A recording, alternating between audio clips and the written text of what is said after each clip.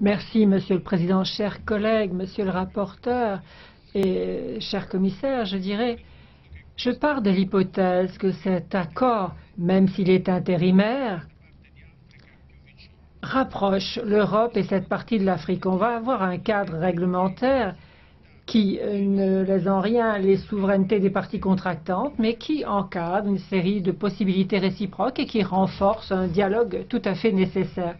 Et même, je dirais qu'un APE peut être une forme de prévention de conflits, de développement, de renforcement d'instruments d'État, comme par exemple une administration fiscale efficace et une insertion progressive au rythme que souhaitera chaque pays vers un monde plus large.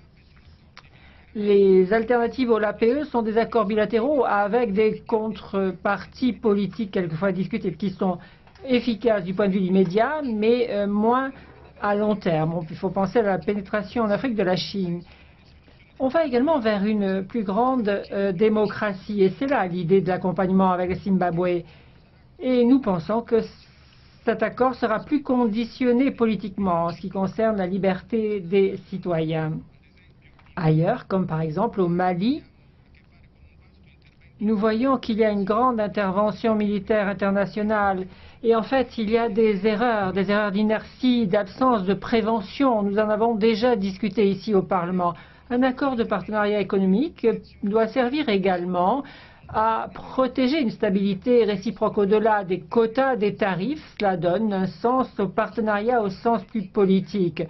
La conclusion d'un APE intérimaire n'est qu'une victoire d'étape.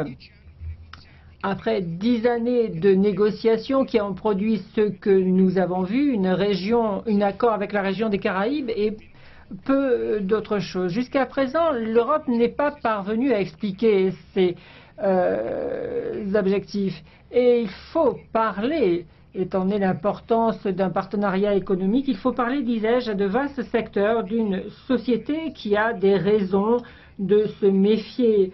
Les journalistes, la société civile en général. Il y a un travail qui reste à faire au-delà du vote de demain. Merci.